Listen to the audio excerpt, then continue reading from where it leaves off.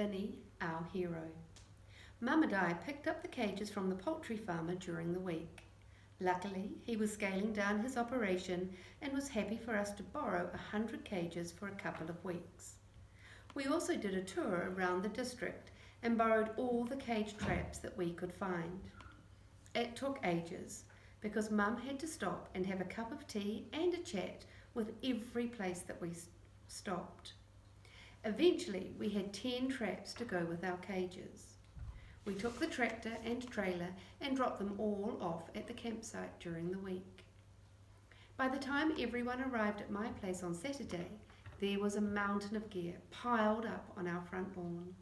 There were chili bins of food and meat, the Tawhiti's big tent with its poles and ropes, deck chairs, a barbecue plate, a cooker, lanterns, a plastic bin full of plates, pots and cups, a big box of reject apples, sleeping bags and bags of clothes. Vinny even had an air mattress, complete with a pump to blow it up. Tu stared at the air mattress. "You've got to be kidding." "You mean you're not taking one?" asked Vinny. "No way," said Tu, folding his arms and looking staunch. "You go camping, you sleep on the ground like a man." "Or a woman," added Tammy. Vinny stared at the mattress. He'd told me once how he had a bad back and had to sleep on a special bed, otherwise he was in pain all night. Tu and Tammy didn't know that, and he didn't want them to think that he was a wuss. I walked up beside them. "Cool, you've got an air mattress. We'll be able to use it on the river." Vinny nodded. Yeah, we'll need it for the river." Tu raised his eyebrows, shrugged, and walked off to make sure we had some matches. Once we had loaded all of the camping gear onto the trailer, there was barely room for us to clamber on too. Tammy searched through everything to see if she'd remembered her insect repellent. When she'd finished, Vinny suddenly thought about his hat. He was about to rummage through all of the gear again when Mum biffed him a toweling hat off the tractor. It was one of Dad's old hats, but since he'd died, it had stayed on the tractor and been used as a petrol cap, a hand protector, and something to wave if you were shifting cattle. It had once been white. Vinny stared at it in horror for a moment, but when Mum fixed him with her evil eye, he jammed it on his head and smiled weakly back at her. Of course, Wag came with us too. He was my black and white, short-haired heading dog. He was about a year old, and he was mad with excitement. As soon as the tractor lurched forward, Wag raced up the track ahead of us. When he got to the first corner, he turned, and seeing us so far behind, tore back again. He raced around the tractor and trailer before charging back up to the next corner. The track wound and bumped up a small valley before climbing steadily towards the ridgeline. The tractor chugged noisily along, and we sat back on the camping gear, enjoying the sun and the warm breeze.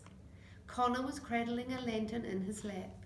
Tammy lay on the big tent with her eyes closed, and Vinny hung his feet over the tailboard and enjoyed the view of the valley laid out below us. Tu was sitting beside me. He nudged me in the ribs, then picked up Vinny's bright red airbed pump. "Watch this," he whispered. He waited till we hit a bump, then dropped the pump off the side of the trailer. It lay on the track, and we gradually pulled away. Vinny was daydreaming, but suddenly he stiffened. "Hey!" he yelled, pointing down the track. "That's my pump!" He looked up towards us. Tu frowned and glanced at the bundles beside him. "It was just up here. Must have fallen off when we hit that bump." "We better stop," called Vinny. I had a stroke of genius. "We can't. The brakes are stuffed. We'll roll back down the hill." "But my pump!" cried Vinny. "Quick! You'll have to jump off and get it." Vinny glanced back in a panic, then leapt off the trailer and raced back for the pump. Tu tipped Vinny's sleeping bag off as soon as he jumped off the trailer. "Hey, Vinny!" he yelled. Vinny stopped and looked back. Tu pointed to the sleeping bag on the track. "Hit another bump." "Oh cried Vinny. He raced towards the pump, picked it up, then sprinted back to the sleeping bag. Connor looked over at us, raised his eyebrows and shook his head. Mum must have heard all the noise. "What's going on back there?" she called, glancing over her shoulder. Vinny was already 30 metres behind us.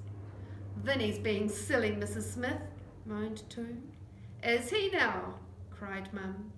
She gave the tractor more throttle and it surged ahead. Two and I burst out laughing. "Go, Vinny!" yelled Connor. "You can catch up." Tammy was sitting up too. "Come on, Vinny! You can do it!" Vinny was hugging the sleeping bag and the pump in his arms. His skinny legs were flying. He was red in the face and the filthy hat had fallen down so he could barely see out from under it. Wag had raced back and was prancing around his ankles. "It's not far, Vinny," I yelled. "Go, Vinny! Dig it in!" Vinny put in a huge effort and managed to catch up to the back of the trailer. He threw the pump and the sleeping bag up to Tammy. He was about to grab the trailer and leap on when Mum slowed down and pulled to a stop at a gateway. Vinny instantly threw himself against the back of the trailer and braced himself.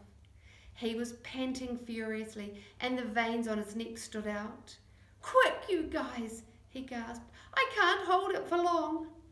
We nearly died laughing. Tammy fell back on the tent and Two had tears streaming down his face. Connor was shaking with laughter. Vinny was still desperately propping up the trailer. He couldn't understand what was going on. "Help!" he cried. "It's okay, Vinny," I said as I jumped off to open the gate. "I was just having you on about the brakes." Vinny's mouth fell open. He gradually let go of the trailer and it stayed where it was, rock solid. Vinny threw himself up next to Tammy and collapsed against the sleeping bag, gasping for breath. "You guys are all jerks." Tammy reached across and pulled the toweling hat over Vinny's eyes. "And you're our hero, Vinny. Stopping a 5-ton tractor and trailer with your bare hands. A legend in your own lunchtime." "A superstar," said Connor. "Vinny for president," cried Two. "Idiots," grinned Vinny, giving us all the fingers.